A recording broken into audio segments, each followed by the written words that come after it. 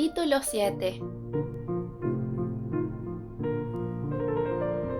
La propiedad del señor Bennet consistía casi enteramente en una hacienda de 2000 libras al año, la cual, desafortunadamente para sus hijas, estaba destinada por falta de herederos varones a un pariente lejano, y la fortuna de la madre, aunque abundante para su posición, difícilmente podía suplir a la de su marido. Su padre había sido abogado en Meryton y le había dejado 4000 libras. La señora Bennet tenía una hermana casada con un tal señor Phillips que había sido empleado de su padre y le había sucedido en los negocios, y un hermano en Londres que ocupaba un respetable lugar en el comercio. El pueblo de Longbourn estaba solo a 1 milla de Meryton, distancia muy conveniente para las señoritas, que normalmente tenían la tentación de ir por allí 3 o 4 veces a la semana para visitar a su tía y de paso detenerse en una sombrerería que había cerca de su casa. Las que más frecuentaban Meryton eran las dos menores, Catherine y Lydia, que solían estar más ociosas que sus hermanas, y cuando no se les ofrecía nada mejor, decidían que un paseíto a la ciudad era necesario para pasar bien la mañana y así tener conversación para la tarde. Porque, aunque las noticias no solían abundar en el campo, su tía siempre tenía algo que contar. De momento, estaban bien provistas de chismes y de alegría ante la reciente llegada de un regimiento militar que iba a quedarse todo el invierno y tenía en Meryton su cuartel general. Ahora las visitas a la señora Phillips proporcionaban una información de lo más interesante. Cada día añadían algo más a lo que ya sabían acerca de los nombres y las familias de los oficiales. El lugar donde se alojaban ya no era un secreto y pronto empezaron a conocer a los oficiales en persona. El señor Phillips los conocía a todos, lo que constituía para sus sobrinas una fuente de satisfacción insospechada. No hablaba de otra cosa que no fuera de oficiales. La gran fortuna del señor Bingley, de la que tanto le gustaba hablar a su madre, ya no valía la pena comparada con el uniforme de un alférez. Después de oír una mañana el entusiasmo con el que sus hijas hablaban del tema, el señor Bennet observó fríamente: «Por todo lo que puedo sacar en limpio de vuestra manera de hablar, debéis de ser las muchachas más tontas de todo el país. Ya había tenido mis sospechas algunas veces, pero ahora estoy convencido». Catherine se quedó desconcertada y no contestó. Lydia, con absoluta indiferencia, siguió expresando su admiración por el capitán Carter y dijo que esperaba verle aquel mismo día, pues a la mañana siguiente se marchaba a Londres. «Me deja pasmada, querido», dijo la señora Bennet. «Lo dispuesto que siempre estás a creer que tus hijas son tontas. Si yo despreciase a alguien, sería a las hijas de los demás, no a las mías. Si mis hijas son tontas, lo menos que puedo hacer es reconocerlo». «Sí, pero ya ves, resulta que son muy listas». «Presumo que ese es el único punto en el que no estamos de acuerdo. Siempre deseé coincidir contigo en todo, pero en esto difiero, porque nuestras dos hijas menores son tontas de remate». «Mi querido señor Bennet, no esperarás que estas niñas tengan tanto sentido como sus padres. Cuando tengan nuestra edad, apostaría a que piensan en oficiales tanto como nosotros. Me acuerdo de una época en la que me gustó mucho un casaca roja, y la verdad es que todavía lo llevo en mi corazón.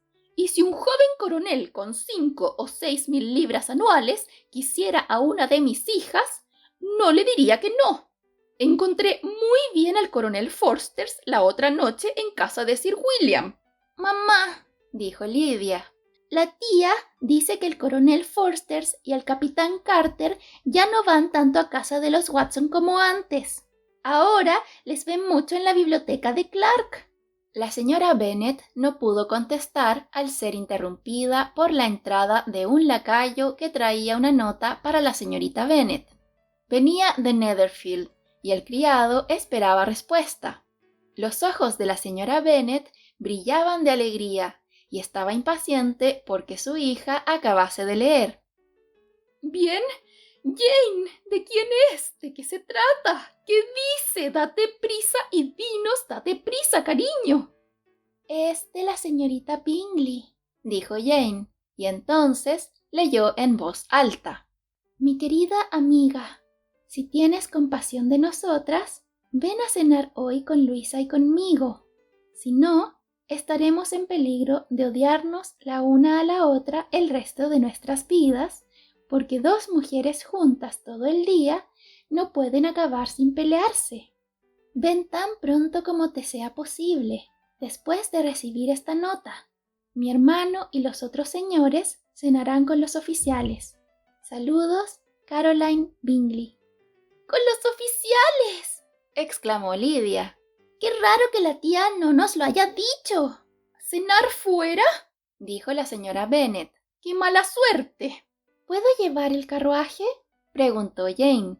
No, querida, es mejor que vayas a caballo, porque parece que va a llover y así tendrás que quedarte a pasar la noche. Sería un buen plan, dijo Elizabeth, si estuvieras segura de que no se van a ofrecer para traerla a casa. Oh, los señores llevarán el landau del señor Bingley a Meryton y los Hurst no tienen caballos propios. Preferiría ir en el carruaje. Pero querida, tu padre no puede prestarte los caballos, me consta. Se necesitan en la granja. ¿No es así, señor Bennet? Se necesitan más en la granja de lo que yo puedo ofrecerlos. Si puedes ofrecerlos hoy, dijo Elizabeth, los deseos de mi madre se verán cumplidos. Al final, animó al padre para que admitiese que los caballos estaban ocupados, y por fin Jane se vio obligada a ir a caballo. Su madre la acompañó hasta la puerta, pronosticando muy contenta un día pésimo. Sus esperanzas se cumplieron. No hacía mucho que se había ido Jane cuando empezó a llover a cántaros. Las hermanas se quedaron intranquilas por ella, pero su madre estaba encantada. No paró de llover en toda la tarde. Era obvio que Jane no podría volver. Verdaderamente tuve una idea muy acertada, repetía la señora Bennet. Sin embargo, hasta la mañana siguiente no supo nada del resultado de su oportuna estratagema. Apenas había acabado de desayunar cuando un criado de Netherfield trajo la siguiente nota para Elizabeth. Mi querida Lizzie, no me encuentro muy bien esta mañana, lo que supongo que se debe a que ayer llegué calada hasta los huesos. Mis amables amigas no quieren ni oírme hablar de volver a casa hasta que no esté mejor. Insisten en que me vea el señor Jones. Por lo tanto, no os alarméis si os enteráis de que ha venido a visitarme. No tengo nada más que dolor de garganta y dolor de cabeza. Tuya siempre, Jane.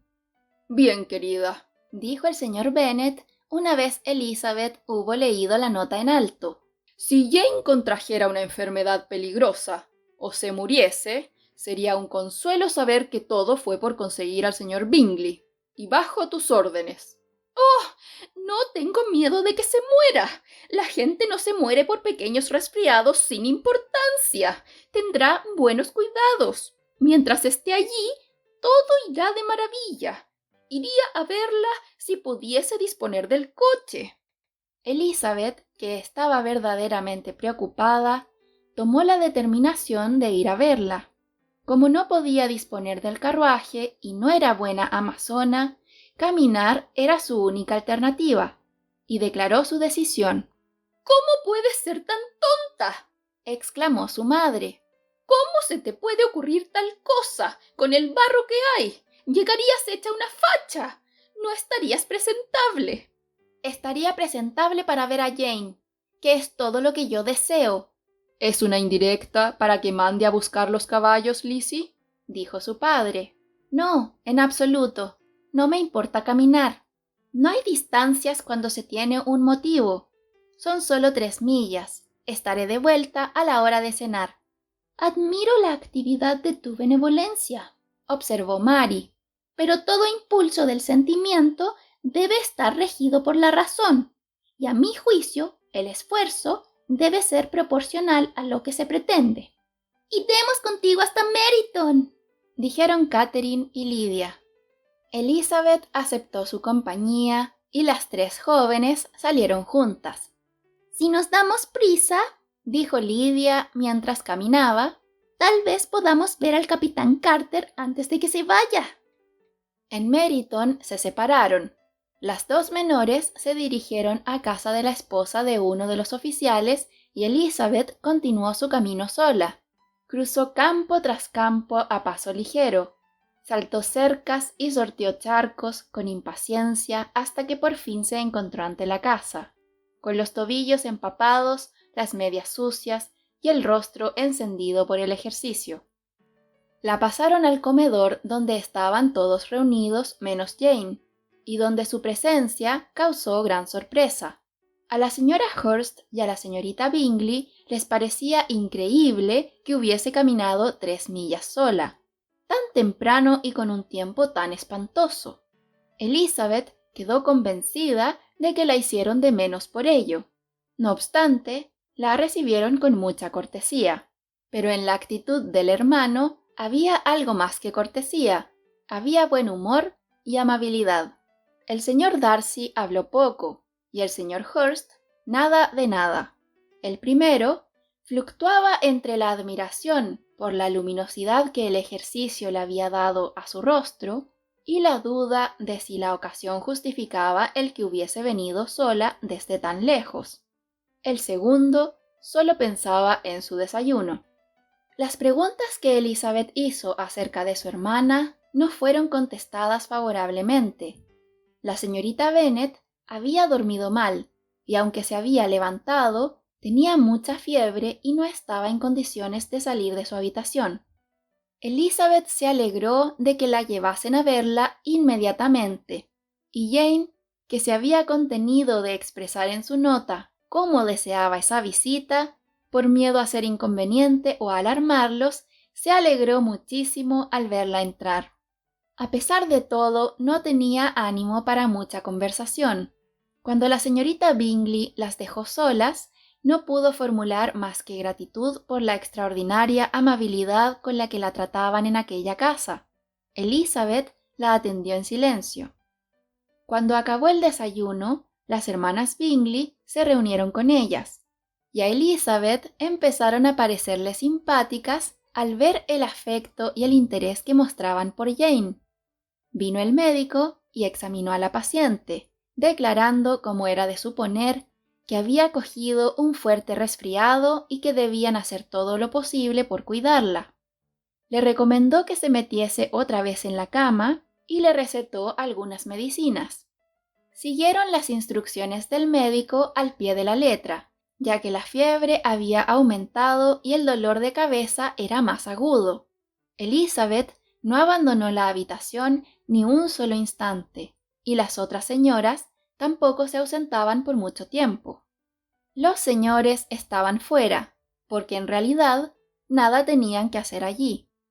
Cuando dieron las 3, Elizabeth comprendió que debía marcharse, y aunque muy en contra de su voluntad, así lo expresó. La señorita Bingley le ofreció el carruaje.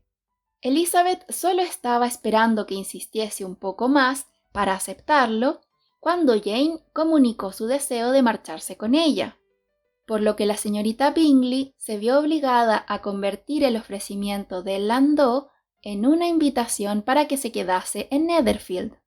Elizabeth aceptó muy agradecida, y mandaron un criado a Longbourn para hacer saber a la familia que se quedaba y para que le enviasen ropa.